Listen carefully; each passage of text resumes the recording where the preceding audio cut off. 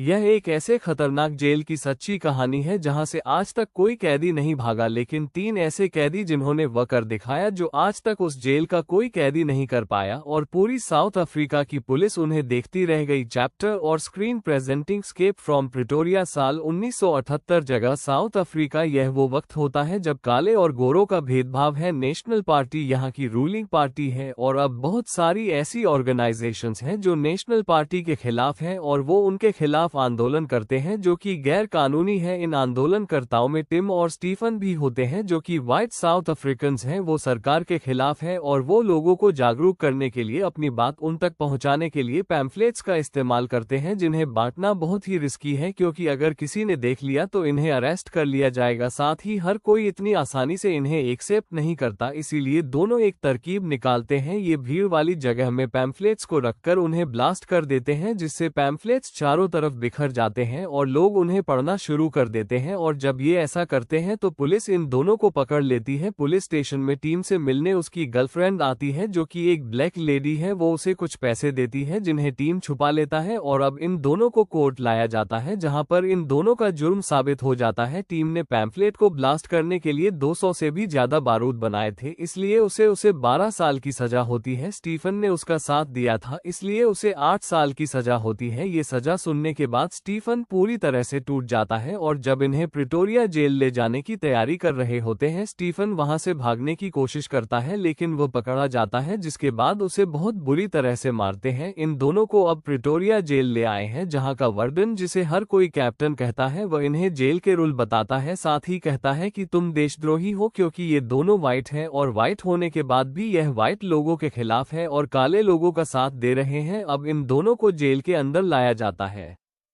Team jail के हर एक कोने को बहुत अच्छे से देखता है, जिसके बाद इन दोनों को अगल बगल की सेल में बंद कर दिया जाता है। गार्ड ने बताता है कि अगर तुमने अपने सेल में गंदगी की तो इसकी तुम्हें सजा मिलेगी। यह कहकर वह वहां से चला जाता है, और अब ये दीवार को नॉक करके एक दूसरे से बातें करते हैं। अगली सुबह जब ये खाना खाने जाते हैं तो देखते हैं कि यहाँ पर कुछ कैदियों ने ब्लू कलर की ड्रेस पहनी है जबकि उनकी ग्रे होती है। वो खाना लेकर ब्लू कैदियों के पास जाता है जो उसे घूर घूर कर देख रहे होते हैं। तभी उसके पीछे एक बूढ़ा आदमी आता है जो उसे अपने साथ चलने को कहता है और एक अलग टेबल पर ले जाता है। इसका नाम डेनिस गोल्डबर्ग है जो कि एक पॉलिटिकल प्रिजनर है, पर इसे लाइफ टाइम की सजा मिली है। यहाँ पर हमें स्टीफन को दिखाया जाता है जो खाना लेकर नी ब्लू ड्रेस वाले कैदियों के पास बैठने वाला होता है कि तभी ग्रे ड्रेस वाले सब के सब इशारा करके टैप करके कि उसे समझा देते हैं कि वहां पर बैठना खतरनाक है, और अब वो भी टिम और डेनिस के पास आ जाता है। डेनिस बताता है कि यहाँ पर जितने भी ब्लू ड्रेस वाले हैं ये खूनखार कैदी हैं जो कत्ल और बड़े बड़े जुर्म की सजा यहाँ पर भुगत रहे हैं। अब यहाँ पर एक ब्लैक कैदी ने आवाज की होती है, इसीलिए गार्ड आकर उसे बुरी तरह से मारता है। ब्लू ड्रेस वाले कैदी ये सब एंजॉय करते हैं जबकि ग्रे वालों को ये अच्छा नहीं लगता। अगली सुबह जब टिम और स्टीफन बाहर होते हैं तो उनके साथ डेनिस भी होता है। डेनिस इन दोनों को बताता है कि यहाँ की जो दीवारें हैं वो 20 फुट ऊंची है जहाँ पर सर्च लाइट रहती है जो पूरी रात जलती रहती है। साथ ही ऊपर गार्ड है जो किसी भी कैदी को गोली मारने से पहले सोचता तक नहीं। डेनिस इन दोनों को बताता है कि यहाँ पर सुरंग बनाना भी इतना आसान नहीं होगा क्योंकि ये जेल बहुत बड़ा है, बाहर तक सुरंग बनाते बनाते कई साल लग जाएंगे। अब जब ये तीनों बातें कर रहे होते हैं तभी यहाँ पर एक कैदी जिसका नाम लियोनार्ड है वो इनकी बातें सुन लेता है, इसीलिए वो इनके पास आता है और कहता है कि डेनिस हमेशा दूसरे कैदी को डराता है। ये सच है कि आज तक कोई इस जेल से नहीं भागा, यहाँ से भागना बहुत मुश्किल है, लेकिन कई काम जिंदगी में पहली बार होते हैं और मैं भी यहाँ से भागना चाहता हूँ।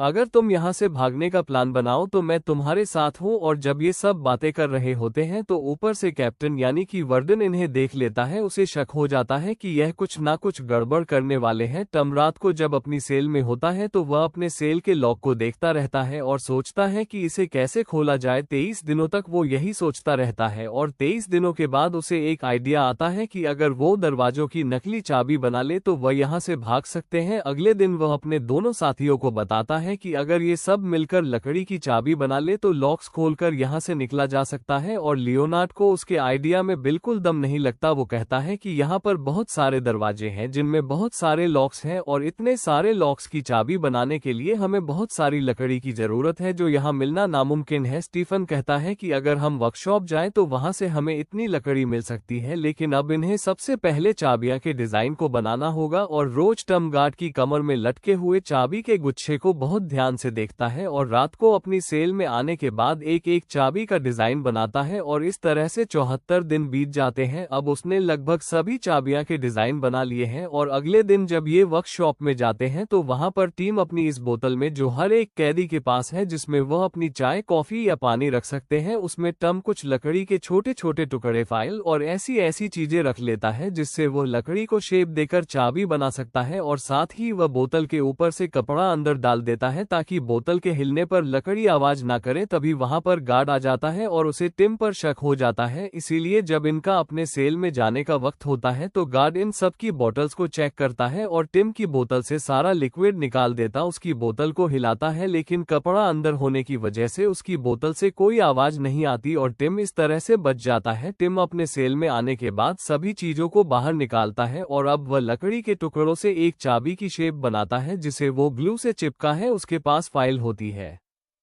जिससे वो चाबी के आगे के दांत बनाता है। उसकी चाबी बनकर तैयार हो गई है और अब वो अपने सेल के फर्स्ट डोर के अंदर चाबी को डालता है। वो चाबी घुमाता है लेकिन चाबी अच्छे से नहीं घूमती, पर जब वो थोड़ा सा जोर लगाता है तो चाबी घूम जाती है जिससे उसका डोर खुल जाता है। और अभी भी उसके सामने एक दूसरा डोर है जो कि स्टील का डोर है और इसका लॉक सिर्फ बाहर से खुल सकता है। इसकी चाबी अभी उसने नहीं बनाई। अगले दिन वो गार्ड को बहुत ध्यान से देखता है जिसके पास चाबी है और जल्दी वह उस चाबी को भी बना लेता है। आज उसे यहाँ पर पूरे 100 दिन हो चुके हैं और अब वो यहाँ पर और ज्यादा दिन नहीं रहना चाहता। अगले दिन स्टील के डोर की चाबी को टेस्ट करते हैं। नाट गार्ड पर नजर रखता और टीम चाबी को स्टील के डोर के अंदर डालता है। वो उसे घुमाने की कोशिश करता है लेकिन उसका भी जो शेप होता है वो पूरी तरह से परफेक्ट नहीं है, इसीलिए वो चाबी को निकालकर उसे फाइल से और भी अच्छे से शेप देता है। जिसके बाद वो चाबी लगाता है और अब डोर में वो चाबी लग जाती है। वो घूम जाती है, पर जब वो उसे वापस घुमाकर निकालने की कोशिश करता है तो चाबी टूट जाती है। इससे सबके सब डर जाते हैं। डेनिस उसकी तरफ एक चाकू फेंकता है जिससे वो लकड़ी के टुकड़ों को निकालने की कोशिश करता है, लेकिन तभी यहाँ पर एक दूसरा गार्ड आने वाला होता है, इसीलिए सबके सब भाग जाते हैं। और अब चाबी घुमाने की वजह से स्टील के डोर का जो लॉक होता है वो बाहर आ चुका है। गार्ड के जाने के बाद टीम उसे अंदर डालने की कोशिश करता है लेकिन वह अंदर नहीं जाता। शाम को जब सब के सब कैदी अपनी सेल्स के अंदर चले जाते हैं तो गार्ड आकर देखता है कि टम के बाहर के डोर का जो लॉक है वह बाहर की तरफ है। अंदर टीम बहुत बुरी तरह से घबरा जाता है क्योंकि अगर एक कैप्टन को पता चल गया तो उसे बहुत सख्त सजा मिलेगी, लेकिन गार्ड उसे देखकर भी नजरअंदाज करके वहां से चला जाता है। अब साल का वो दिन आता है जब कैदी अपने रिलेटिव से मिल सकते हैं, लेकिन टिम से मिलने कोई नहीं आता। लियोनार्ड से मिलने उसका बेटा आता है जिससे वो फ्रेंच में बातें कर रहा होता है जो कि यहाँ के रूल्स के खिलाफ है, इसीलिए गार्ड उसे वहां से ले जाता है। हालांकि यहाँ पर हर एक कैदी के पास आधे घंटे का टाइम होता है जब वह अपने रिलेटिव से मिल सकता है, लेकिन फ्रेंच में बातें करने की वजह से वक्त से पहले ही वहां से ले जाते हैं। इन्हें जेल में आज पूरे 142 दिन हो चुके हैं। इन्हें समझ में नहीं आ रहा होता कि बाहर जो स्टील का दरवाजा है यह उसे कैसे खोलेंगे। लेनार्ड को का आइडिया आता, वो कहता है कि रस्सी के सहारे हम चाबी को लॉक तक पहुंचा सकते हैं। टम कहता है कि लॉक तक तो पहुंचाया जा सकता है पर रस्सी के सहारे हम उसे घुमा नहीं सकते। तभी यहाँ पर कैप्टन आ जाता है और जब वह इन तीनों को बातें करते हुए देखता है तो उसे इन पर एक बार फिर से शक होता है और यह कैप्टन से कहते हैं कि हम काम के बारे में डिस्कशन कर रहे हैं। कैप्टन के जाने के बाद स्टीफन वहां पर झाड़ू के पीछे लगे हुए स्टिक को देखता है और कहता है कि अगर हम चाबी को स्टिक में फंसा दे विंडो से हम स्टिक के सहारे चाबी को लॉक तक पहुंचाकर घुमा सकते हैं, पर इनके पास जो स्टिक होती है उसकी लेंथ छोटी होती है। साथ ही इन्हें चाबी को घुमाने के लिए उसमें ऐसे मैकेनिज्म को लगाना होगा कि यह उस चाबी को घुमा सके। अगले दिन ये सब के सब वर्कशॉप में जाते हैं जहां पर टम देखता है कि एक मशीन घूम रही जाती है और वो उस मशीन से इंस्पायर्ड होकर उसी तरह के मैकेनिज्म को बनाता है और अपनी सेल में चाबी को उस मैकेनिज्म में फंसाकर स्टिक के सहारे चाबी को उस होल तक ले जाता है जो कि स्टील के गेट का होल है, और चाबी को अंदर डालने के बाद उसे घुमा देता है। इससे लॉक खुल जाता है। यहाँ टीम को इससे बहुत खुशी होती है कि फाइनली वो लॉक खोलने में कामयाब हो गया, और जब वो चाबी को बाहर निकालता है तो गलती से चाबी नीचे गिर जाती है, जिससे टीम बहुत ज्यादा डर जाता है। उसे कुछ समझ नहीं आता कि वो की को चाबी को वापस कैसे लेकर आए। बहुत सोचने के बाद वो एक च्युइंगम को अपनी स्टिक पर लगाता है और उस च्युइंगम के सहारे वो चाबी को उसमें चिपका कर चाबी वापस सेल के अंदर ले आता है। अगली सुबह टीम ये सारी बातें स्टीफन और लियोनार्ड को बताता है। वो कहता है कि मैं दरवाजा खोलने में कामयाब हो गया, लेकिन अब चाबियां को हमें अपने पास नहीं रखना चाहिए। अगर कैप्टन ने देख लिया तो हमारी सजा और भी ज्यादा बढ़ जाएगी, इसीलिए एक डिब्बे के अंदर चाबियां को रखकर इस जमीन में गाड़ देते हैं। और जब ये आपस में बात कर रहे होते हैं तो कैप्टन इन्हें देख लेता है। वो इनके पास आता है, इनसे कई सवाल पूछता है, लेकिन यह उसे अपनी बातों में उलझा देते हैं, जिससे उसे कोई जवाब नहीं मिलता। कैप्टन वहां से चला जाता है। डेनिस जो पास में काम कर रहा होता है वो उन्हें कहता है कि मैंने तुम्हें मना किया था कि जेल से भागने की कोशिश मत करना। अगर फिर भी तुम भागना चाहते हो और कहीं तुम्हें मेरी मदद की जरूरत हो तो मुझे जरूर बताना। और अब हर रात को टम अपने सेल के दोनों दरवाजों को खोलकर आगे के दरवाजे के पास जाता है और उसकी की बनाने की कोशिश करता है। इन्हें आज जेल में पूरे 206 दिन हो चुके हैं। यहाँ पर टीम बहुत सारी चाबियां बना चुका है, और एक दिन वह देखता है कि बाहर एक ब्लैक आदमी कूड़ा लेकर जा रहा है। इम इशारे से उसे कहता है कि मुझे न्यूज़पेपर चाहिए। वो कहता है कि इसके बदले मैं सिगरेट्स लूंगा। टीम उसकी बात मान जाता है और अब टीम को न्यूज़पेपर मिल जाता है। हर रात को लेनार्ड के साथ अपनी सेल से बाहर निकलता है और आगे के दरवाजों की चाबी बनाता है। उसने ऊपर के फ्लो की सभी चाबियां हैं और आज रात को नीचे जाते हैं, और जब वह नीचे की चाबी को देख रहे होते हैं तभी वहां पर एक मोटा सिक्योरिटी गार्ड आने वाला होता है। उससे बचने के लिए ये दोनों एक स्टोर रूम में छुप जाते हैं। इनकी किस्मत अच्छी होती है कि मोटे गार्ड को कुछ पता नहीं चलता। ये दोनों के दोनों अपनी सेल्स में वापस आ जाते हैं। अब ये रात भर जगे रहते हैं, इसीलिए दोनों के दोनों देर तक सोते रहते हैं, जिससे उस गार्ड को जिसने टीम की बोतल की वर्कशॉप में पहले भी तलाशी ली थी उसे इन पर शक हो जाता है। वो सभी कैदियों को सेल से बाहर आने के लिए कहता और सबके सेल्स की तलाशी लेता है, और जब वो खुद टीम की सेल में जाता है और उससे वो कब गिर जाता है जिसमें चाबी की लकड़ी के कुछ टुकड़े होते हैं, वो उन टुकड़ों को उठाता है और पूछता है कि यह क्या है। टीम बड़ी चालाकी से कहता है कि फोटो स्टैंड है, मैंने फोटो को स्टैंड करने के लिए टुकड़े बनाए हैं। गार्ड उसकी बात पर यकीन कर लेता है। उसे वहां पर वो स्टिक भी मिलती है जिस पर रस्सी लगी हुई है, लेकिन उसे इन पर शक नहीं होता। वो इन्हें वार्निंग देता है कि अगर कुछ भी गड़बड़ करने की कोशिश की तो इसका अंजाम बहुत बुरा होगा। ये कहकर गार्ड वहां से चला जाता है। को यहाँ पर समझ में आ जाता है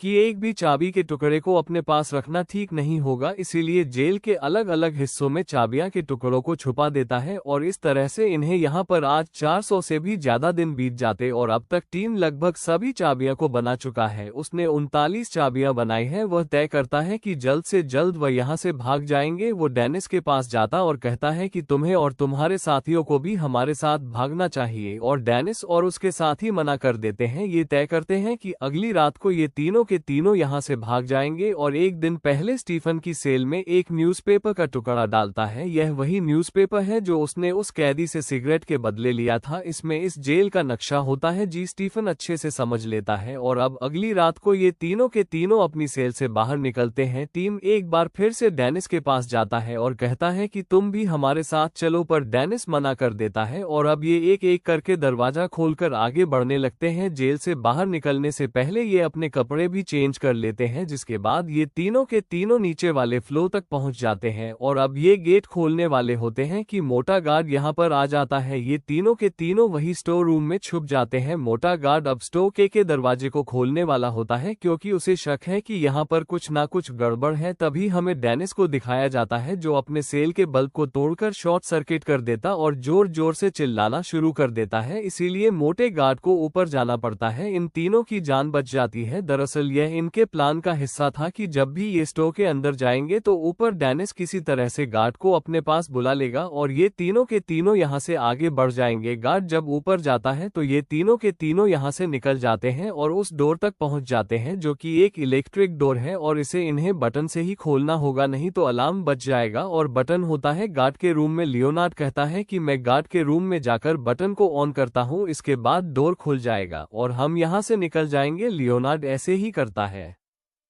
वो इलेक्ट्रिक डोर खुल जाता है और अब इनके सामने आखिरी डोर है। ये पीप होल से देखते हैं जहां पर मेन गेट होता है जो अब भी खुला है और गेट के बाहर सड़क होती है, यानी कि इनकी आज़ादी। ये एक दूसरे के गले मिलते हैं और अब टीम करके चाबी लगाता है, लेकिन किसी भी चाबी से यह गेट नहीं खुलता क्योंकि इन्होंने इसकी चाबी नहीं बनाई थी। पहली बार ये तीनों के तीनों यहाँ तक पहुंचे हैं। टम कहता है कि हमें वापस जाना होगा और इसकी चाबी बनानी होगी। लियोनार्ड कहता है कि हम ऐसा नहीं कर सकते, भले मेरी जान क्यों ना चली जाए, मैं यहाँ से वापस नहीं जाऊंगा। और अब लियोनार्ड बहुत ध्यान से उस लॉक को देखता है और देखता है कि वो एक लकड़ी के अंदर जा रहा है जो कि खोखली है, यानी कि उसे तोड़ा जा सकता है और वो उसे तोड़ने की कोशिश करता है जिससे बहुत ज्यादा शोर होता है। मम डर जाता है, वो अंदर जाकर को देखता है लेकिन ने अब तक इस आवाज को नहीं सुनी थी। वो लेनार्ड के पास वापस आता है और अब तक उसने लकड़ी को बहुत हद तक तोड़ दिया था। टम कहता है कि हमें इसे तोड़ना चाहिए। इसके बाद वो उस पर कुछ और प्रहार करते हैं जिससे वो गेट भी खुल जाता है। सबसे पहले अपने कपड़ों को बदलते हैं, इनके सामने इनकी आज़ादी है और अब ये धीरे धीरे आगे बढ़ना शुरू करते हैं। ऊपर